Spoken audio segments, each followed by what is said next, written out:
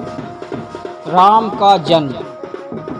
मंत्री गणों तथा सेवकों ने महाराज की आज्ञानुसार श्याम वर्ण घोड़ा चतुरंगिनी सेना के साथ छुड़वा दिया। महाराज दशरथ ने देश देशांतर के मनस्वी, तपस्वी, विद्वान ऋषि मुनियों तथा वेद विज्ञ प्रकांड पंडितों को यज्ञ संपन्न कराने के लिए बुलावा भेज दिया।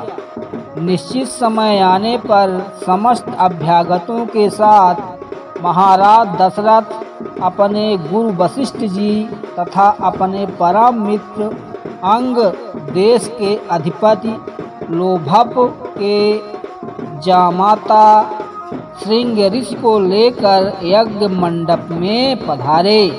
इस प्रकार महान यज्ञ का विधिवत शुभारंभ किया गया। संपूर्ण वातावरण वेदों की ऋचाओं के उच्च स्वर में पाठ से गूंजने तथा समिधा की सुगंध से महकने लगा।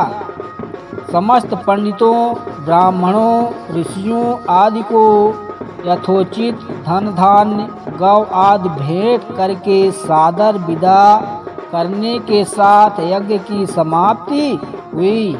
राजा दशरथ ने यज्ञ के प्रसाद को अपने महल में ले जाकर अपनी तीनों रानियों में वितरित कर दिया।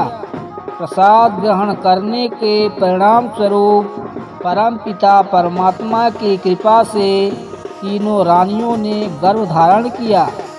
जब चैत्र मास के शुक्ल पक्ष की नवमी तिथि को पुनर्वसु नक्षत्र में सूर्य, मंगल, शनि, बृहस्पति तथा शुक्र अपने अपने उच्च स्थानों में विराजमान थे। कर्क लग्न का उदय होते ही महाराज दशरथ की बड़ी रानी कौशल्या के गर्भ से एक शिशु का जन्म हुआ, जो कि श्याम वर्ण, अत्यंत तेजोमय, परम कांतिवान तथा अद्भुत सौंदर्यशाली था।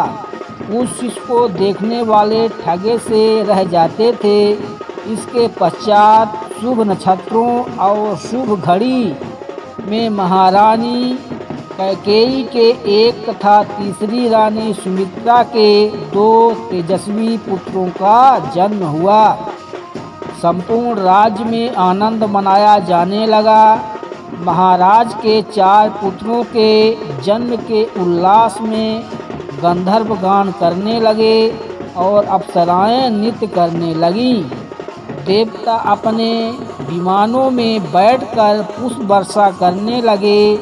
महाराज ने उन्मुक्त हस्त से राजद्वार पर आए हुए भाट, चारण तथा आशीर्वाद देने वाले ब्राह्मणों को दान दक्षिणा दी।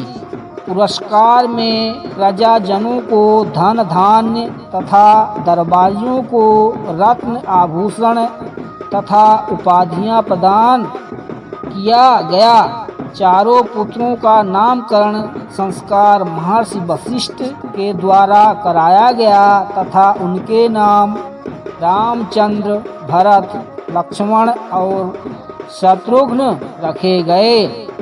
आयु बढ़ने के साथ ही रामचंद्र गुणों में भी अपने भाइयों से आगे बढ़ने तथा प्रजा में अत्यंत लोकप्रिय होने लगे।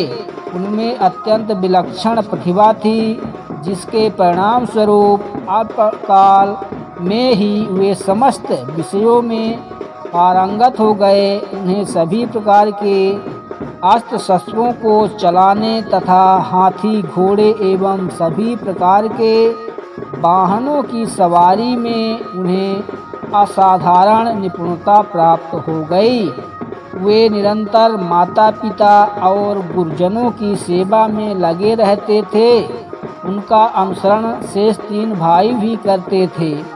गुरुजनों के प्रति जितनी श्रद्धा भक्ति इन चारों भाइयों में थी, उतना ही उनमें परस्पर प्रेम और सौहार्द भी था। महाराज दशरथ का हृदय अपने चारों पुत्रों को देखकर गर्व और आनंद से भर उठता था।